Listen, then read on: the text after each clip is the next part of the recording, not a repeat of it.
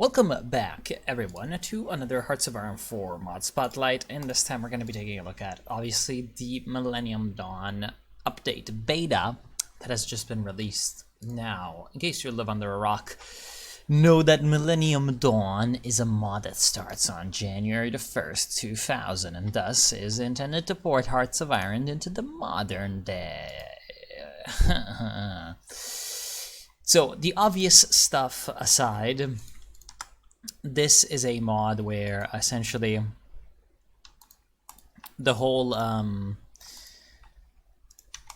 objective is to lead a country in the modern day and you know, make sure that you blow up the world, and by doing, well, a bunch of interesting stuff with the new mechanics that they've you know, added. And if you don't know what they are, then what the fuck are you doing here? Because this is not about the mod. This is about the update to the mod. Now, previously, the mod was released in such a way, that there wasn't really all that much in it, and you know, a lot of people noted that the mod was really incomplete. But now it's a lot more fleshed out for a lot of countries, because before you had a focus tree for the United States, a very bare bones one for Russia, and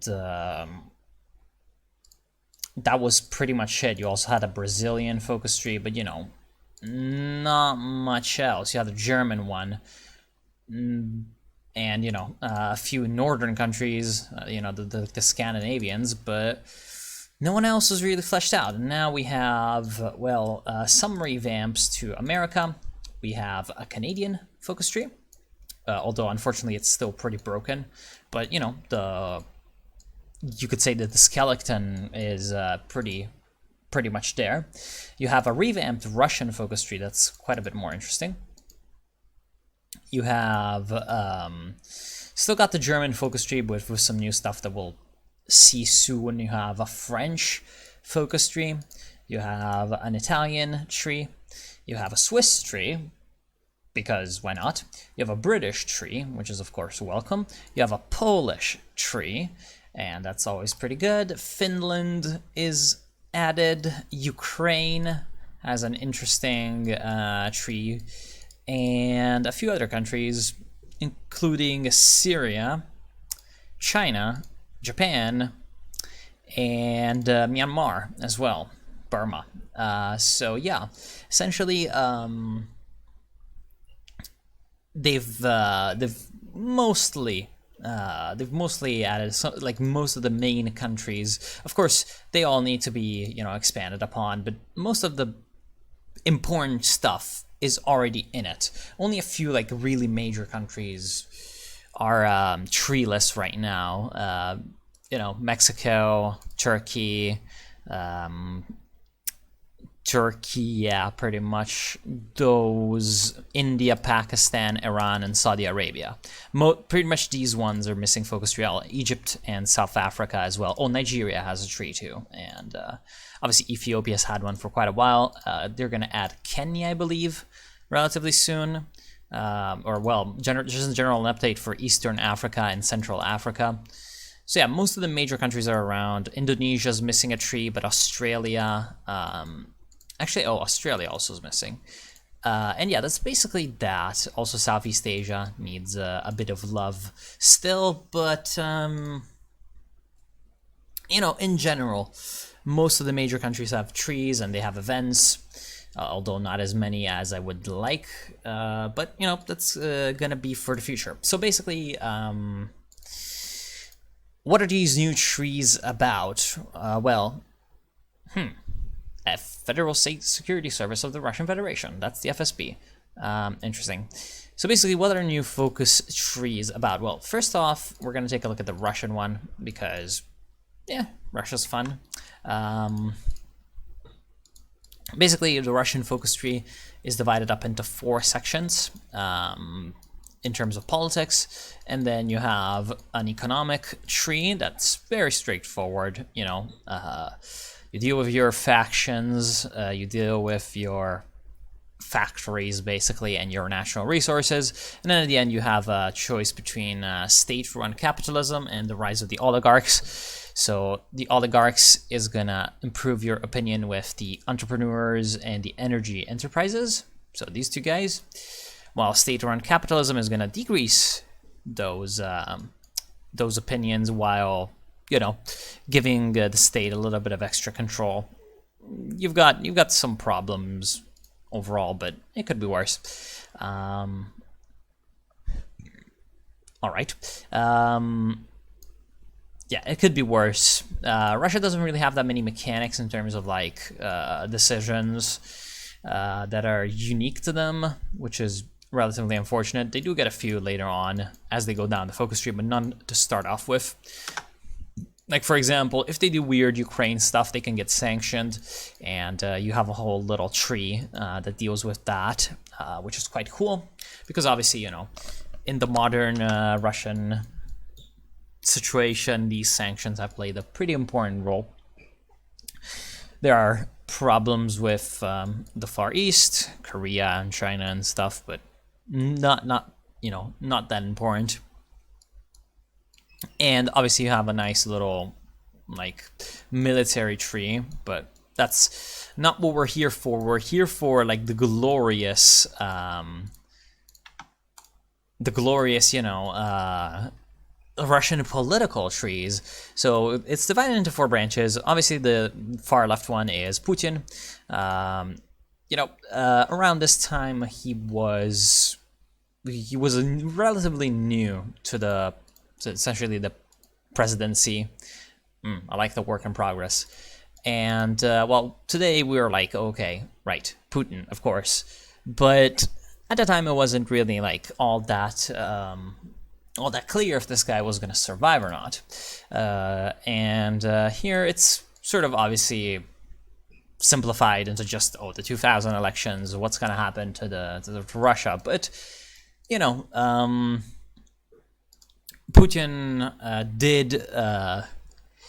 did really come in at a time when Russia was experiencing a lot of returns to sort of the instability of the early 1990s, with, again, you know, the Chechen separatist problems, and the way that he was perceived to have dealt with the situation really influenced the 2000s you know, public mood in Russia quite a bit. So yeah, it is a quite nice breaking point.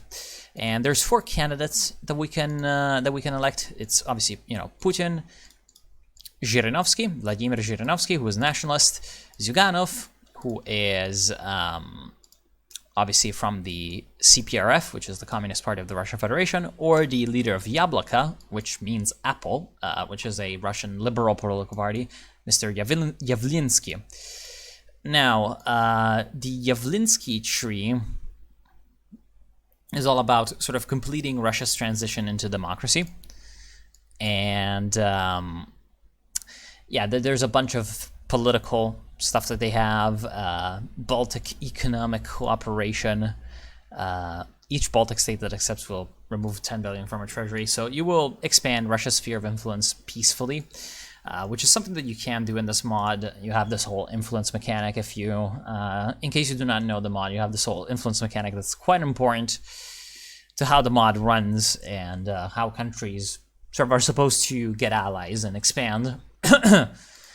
And yeah, that's mostly about getting that done. Then you have, at the end, the big choice between going in and trying to join NATO, or become a major non-NATO ally of the USA, or maintain the CSTO, which is the Collective Security Treaty Organization. It's the alliance that the Russians have at the start of the game that's sort of focused on keeping a few ex-Soviet countries within the Russian political sphere. Obviously Belarus, Kazakhstan, and Armenia, Tajikistan, and Kyrgyzstan. Only missing Uzbekistan, Turkmenistan, Georgia, Azerbaijan, and most importantly, Ukraine. Ukraine, the way that they go, we're gonna check out soon. Anyway, so here you go. You have the 2000 elections. Now, I would really, yeah, there we go. Boris Yeltsin was the first president of the Russian Federation. His longtime rule of Russia has recently ended, with his political protege Vladimir Putin being made acting president. Especially through his resolute policy regarding Chechnya, the previously unknown Putin generally earned the approval of the Russian public. Now elections for the office of president are being held, and Putin is looking to have his government confirmed. The other candidates include the ultra-nationalist Zhirinovsky, the neo-Soviet communist Zyuganov, and the democratic liberal Yavlinsky. So that's how you pick. You pick one of them. For example, I want to go Zhirinovsky, and it's like, okay, I pick Zhirinovsky, and then I pick the focus, and once it's done, you sort of have a coup, and the relevant party takes over. We've seen Yavlinsky, and that's, sort of the more liberal. What? Interesting. That is the British focus tree. You sort of have the more quote-unquote liberal Yavlinsky, but you can do a sort of, again, more Russian democracy or more influenced by the West democracy. You have that option. And obviously all these have different modifiers. For example, you can just be religious and modify your orthodoxy. And that's basically how that goes. Zyuganov is all about returning Russia to, bit of a red shade, and swaps the Russian entrepreneurs with the Russian communists. Now, obviously, the factions over here, you see the Russian entrepreneurs are basically the oligarchs. The Russian communists, I can't switch them in right now, but I'm pretty sure would be a faction pretty much like this one, Communist Party Cadre in China. I'm not sure why I'm still getting election events, even though I've already picked the election, but whatever. And at the end, like, obviously the big part of his tree is when you get to choose either between the SFSR, which is the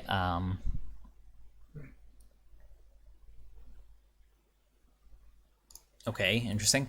The Soviet Federative Socialist Republic of Russia, or obviously the USSR.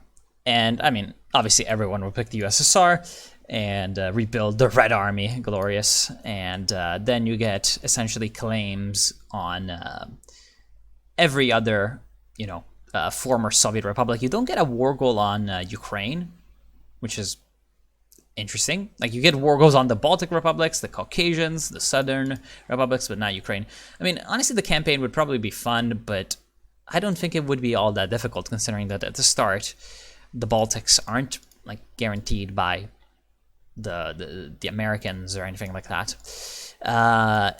Zhirinovsky is the ultra-nationalist. His party's called LDPR, the Liberal Democratic Party of Russia. Which is, as the description says, is neither liberal or democratic, but instead seeks authoritarian, populist, and nationalist rebirth of a expanded Russian Empire. Yeah, and in case you want, you can read also the Yablaka party description, and this is the CPRF, the Russian Communist, the Communist Party of the Russian Federation, and like, the LDPR has been a constant third place pretty much in Russian elections since there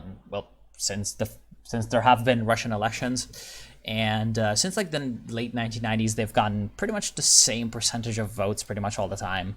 So Zhirinovsky is one of those longtime Russian political figures that draws quite heavily upon a pretty stable base, and he's known for being sort of a meme-ish figure. He's an interesting guy. And there we go, Vladimir Zhirinovsky, nationalist, populist, LDPR. So now we're fash, and everyone has left our faction. Now, if you go further with Zhirinovsky's interesting tree, You can pick Russia's national interests, which you can also pick if you play as Putin. But as Zhirinovsky, you can also integrate Abkhazia and South Ossetia, which are these two weird breakaway republics from Georgia that Russia supported, pretty much since the collapse of the Soviet Union. And famously, there was a war fought over this region in 2008, which ended with Russian tanks nearing Tbilisi, the capital of Georgia. So yeah, that shit did not go well for Georgia. And yeah, you can integrate them and then tie in the Union State, which is a weird sort of supranational agreement between Russia and Belarus, where basically they're supposed to be part of this thing called the Союзное государство, which sounds better in Russian than in English. And again, in English, it's translated as the Union State. And you can federalize it, aka, get the Belarusians in it for good.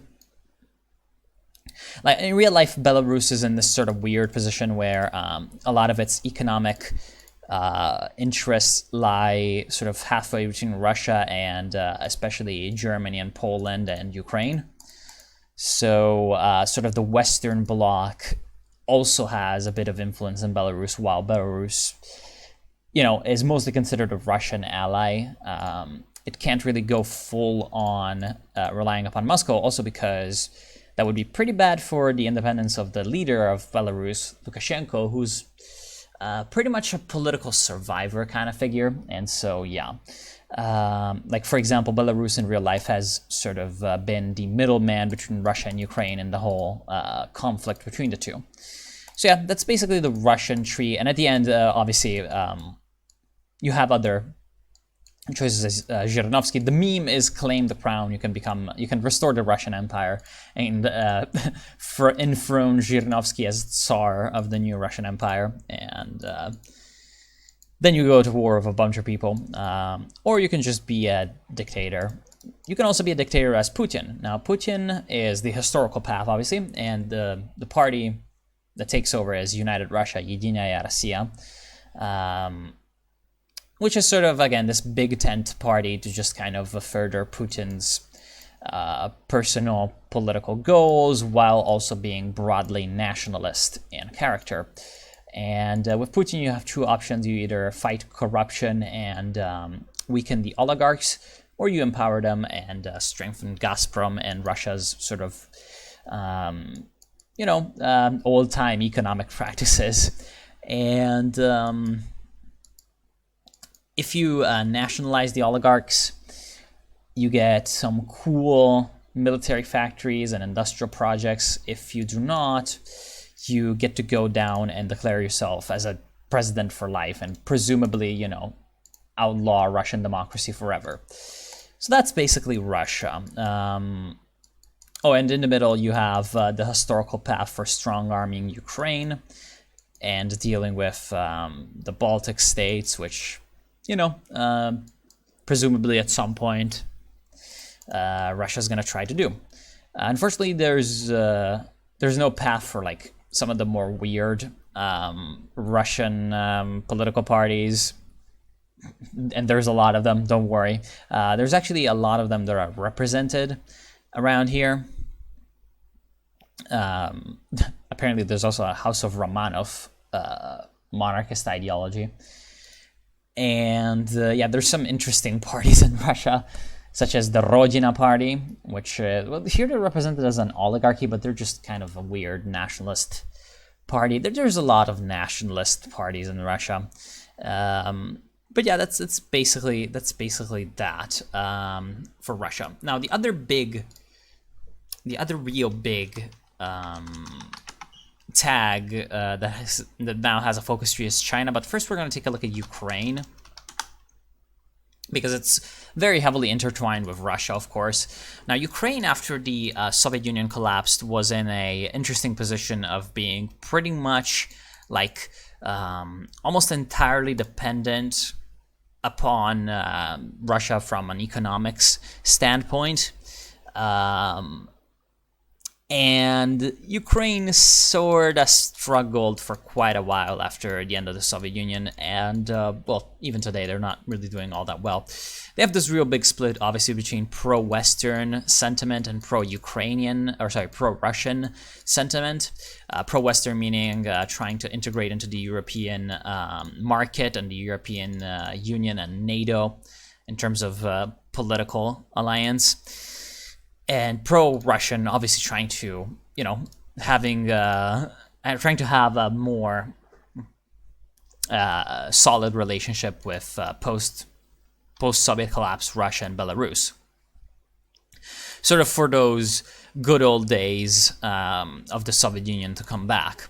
And this is obviously more popular in the eastern part of the country that's closer to Russia, thus has more cultural and economic links to Russia, and obviously used to be in Crimea, which is now part of Russia again, pretty much de facto. And the whole Ukrainian tree starts off with a people's referendum, quote unquote, which is about the constitutional reform, essentially. And I don't know pretty much anything about the events in Ukraine in the late 90s and early 2000s in real life, so I don't really want to comment too much on how the tree is. But you have a few paths. The historical one is, continuing with pro-Ukrainian forces, which leads down into the Revolution of Dignity, which is the first sort of Ukrainian quote-unquote revolution that basically happened in the early 2000s. It was also known as, I think, the Orange Revolution. It was a really weird phenomenon, and it was part of the wave of quote-unquote color revolutions that terrifies the hell out of Moscow. The color revolutions, because they're all called after a color. Like, for example, there was a velvet revolution somewhere, there was an orange revolution in Ukraine, blah, blah, blah, blah. And, you go down and you do your stuff. However, if you go down the Revolution of Dignity and these pro-Ukrainian sort of focuses, you have the option. You don't have an option to approach with Russia. You have the option of taking the Western Doctrine. Now, the Western Doctrine is going to go down into an agreement with an association agreement with the European Union, and eventually integration into the European Union. But if you do that, you're going to piss off a whole lot of pro-Russian people and Russia itself. Now, what that looks like is, with the stability within Ukraine sort of mechanic, you're going to get sort of a chance of revolt to go up, and you're going to get eventually an event to spawn the Novorossiyan revolt, which is, what basically happened in real life after the Euromaidan in 2014. And that you have a nice little economics tree down here with some pretty important focus on Ukraine's natural resources. You have infrastructure, Hyperloop project.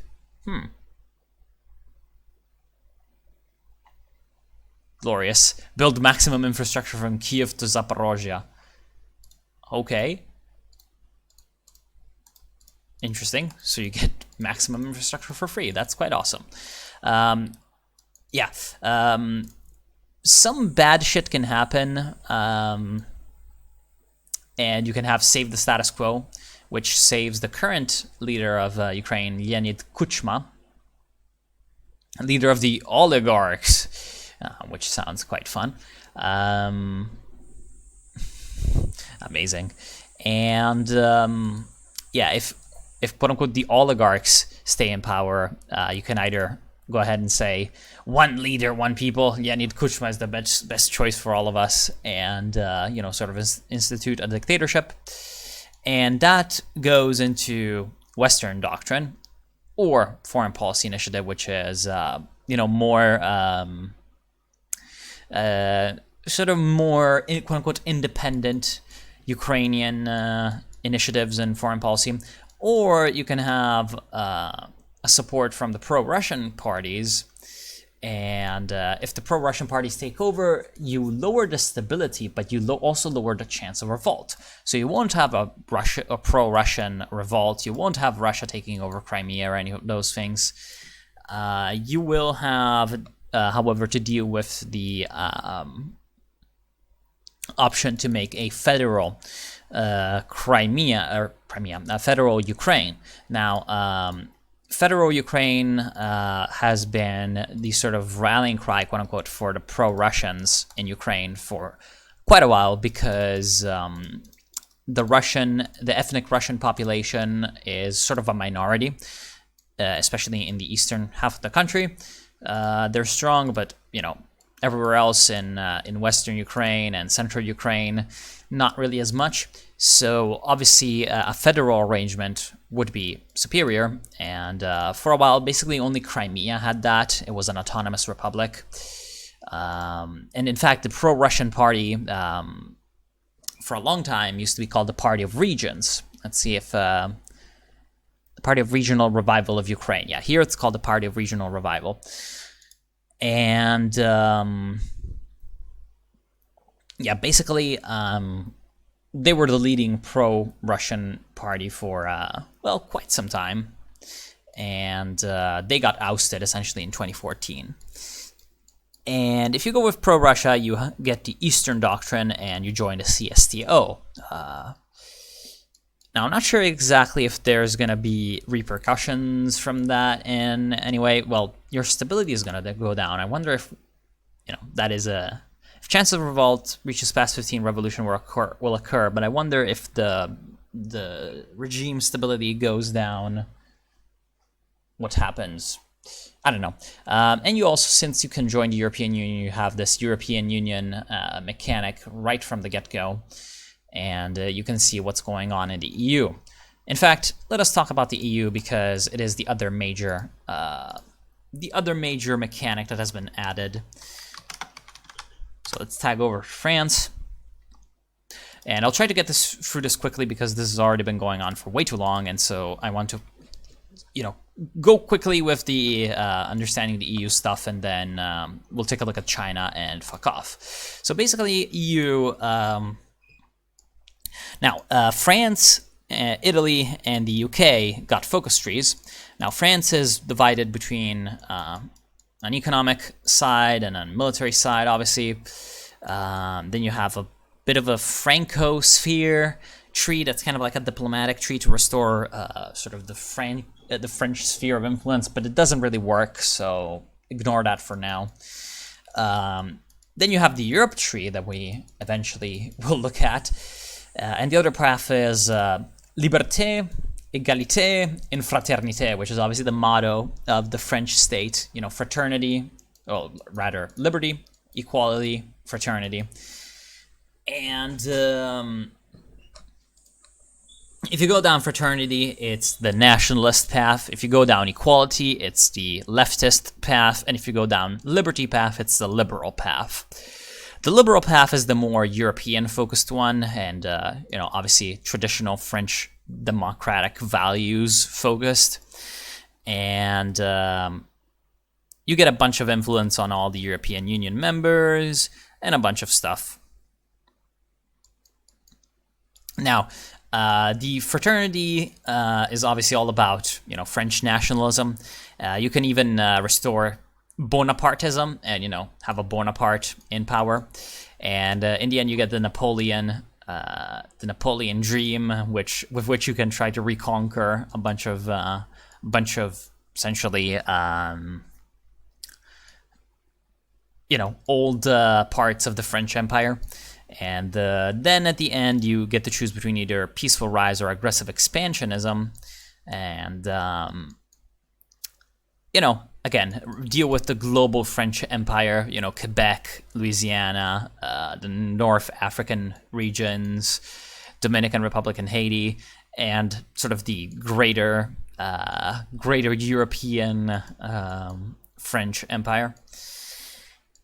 While the égalité is going to be more about, obviously, making sure that France is a good country for all its people or whatever, and then you do some revolution. Anyway, the European Union is pretty important in all of this, and also it is in Italy. Also it is in countries that have generic focus trees, such as Belgium, Luxembourg, all these things. Now, Italy itself can do a fascist path if they leave the EU in one way or another, aka if basically nationalists win an Italian election, they can go down through this path and either restore essentially the Kingdom of Italy, or fascism, or fucking Rome for some reason, for the memes. And in democracy, you can either have essentially continuing the pro-Atlantic sort of path, on our own, or have sort of more Eurosceptic parties, so still democratic, but, more Eurosceptic, more populist. Or you can just go full-on European collaboration or cooperation, and that's going to increase your chances of essentially going down the European path of the focus tree with success and trying to unite Europe, with Italy being a driving force. Now, the UK has, a way to restore the Windsors, obviously, because why not? You can abolish the monarchy and go leftist and, side with the emerging, aka with China and Russia, and fight the United States. Or you can do some, what the fuck? No FTCW. Modern slavery. Sounds like a great thing. And restore the British Empire, just, of course. You can try to fight India, I guess, although good luck with that. India's a bit stronger than it was in the 19th century. So that's the UK. And then you have a democratic path that also includes distance from Europe, aka going Brexit, basically. Empower Boris, so you get Boris Johnson as well after the Brexit referendum. And then you need to make sure that you don't lose Ireland and Scotland, because you're gonna get Irish nationalism and you're gonna get Scottish nationalism, and they're gonna try to break free. And if you survive, good on you. But if you don't, you also have the European tree. Now, the European tree, which is massive, and unfortunately all the focuses have the same bloody icon, is shared between all of the members. Like, for example, not like the starting focuses, like EU policies, EU reforms, EU defense policies. These are, like, every country needs to take them. But if someone, for example, takes the Dublin II regulation and tries to get it voted, get this piece of European legislation voted to further, the European integration, every other country bypasses it. Every other country that has this focus bypasses it. So basically, these go into the European Union mechanics. Now, there's two main European Union mechanics. There's the European Central Bank, which is all about the sort of debt crisis that might happen later on in the game, which throws the EU into a bunch of problems, or just the normal state of the European Union political scene, where you have two modifiers: Europeanism, aka the desire to unite Europe, and Euroscepticism, aka the desire to stop or outright reverse European integration. And obviously the focus trees of each country deal with that in one way or another. And for example, the Germans, which haven't gotten a new focus tree, but they've still got their previous focus tree, have been the focus tree has been reworked so that their focuses now sort of interact with the European system. So that is always quite good to have. always good to see. And basically, what happens is that there's this EU tutorial that I'm not going to explain now, but basically,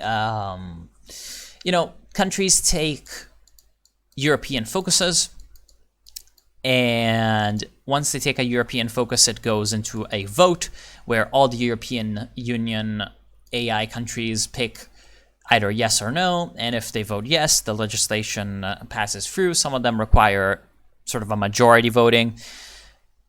Others require just a unanimous voting, and so if every country votes that, it passes, and at the end it gives you a national spirit. For example, if you take the Dublin II regulation and it gets voted in and it's a yes, the national spirit asylum shopping is removed. Now, asylum shopping over here gives you -5% stability. So you're effectively getting +5% stability. General data protection regulation removes the foreign data crack-ins, and so increases your resistance to subversive activities. And then, see, these are secondary legislations. You also have other less important legislations. Well, no, these are mostly the less important ones. You have defense policies, which are going to give you military bonuses and military technology research bonuses, with eventually the Euro Army and Euro Navy, aka when the Secretary General of the Euro Army position is created, and that whoever holds that position controls the army of all the European states. I'm guessing the game like forces, maybe either just creates new units that's a Euro army or whatever.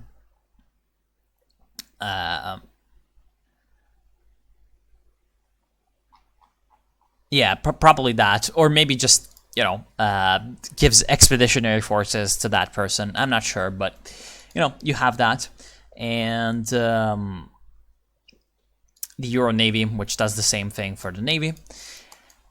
Then you have the fiscal policies, which are about sort of integrating the European budgets and banks into one great European economy. And the European Union sort of institutional reforms, which are about creating a constitutional order for the European Union with a European president, and reforming the unanimity voting into a majority voting, aka speeding up the legislative process. All these lead into the federalization of the European Union, in which the European Union is proclaimed as a state, as a sovereign entity, a sovereign state. Basically then you can unite Europe into either a Europe of the fatherlands, aka, a loose confederation, a European federation, or the United States of Europe, which is obviously the more based option that, it would be awesome to try to take. But this takes a fucking long ass time, so yeah, have fun. And then there's another important segment that is about enlarging the European Union, and from what I've seen, a lot of countries really, really like leaving the European Union that historically, I am playing with ahistorical, by the way, normally, so this is a sort of biased perspective from someone who likes to play ahistorical to see different things happen most of the time. So the AI is not as weighed to take historical decisions as it is normally. Yeah, that does influence quite a bit how the game sort of runs, but from what I've seen, there is quite a lot of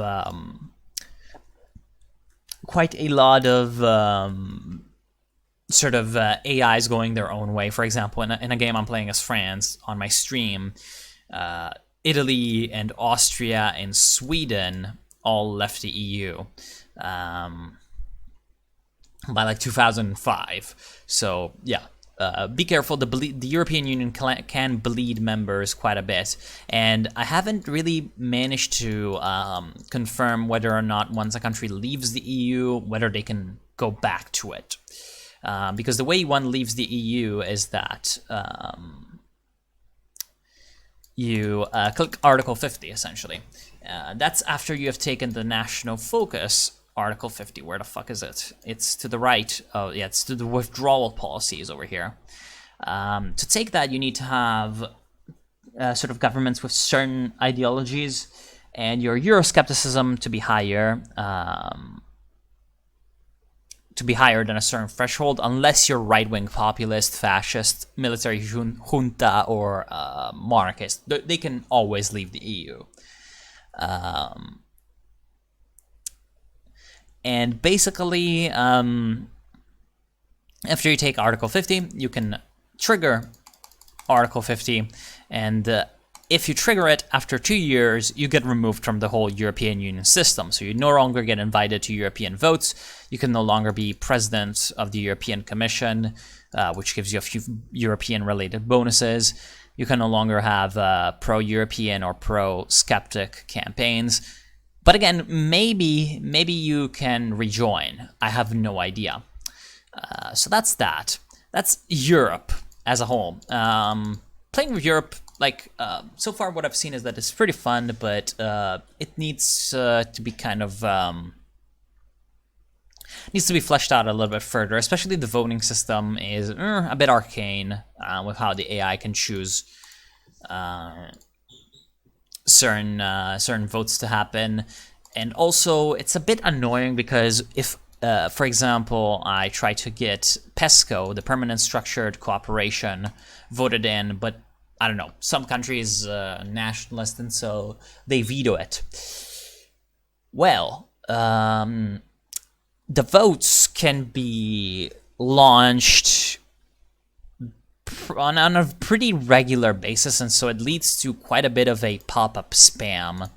And you have to click your preferred option like literally every time, and it's unlikely that, you know, until a year or two, any real political changes will happen within a country to make sure that, you know, the votes happen in a different way. So, like, a lot of countries, it'll just be a repeat of the same vote a lot of times, and that's relatively annoying.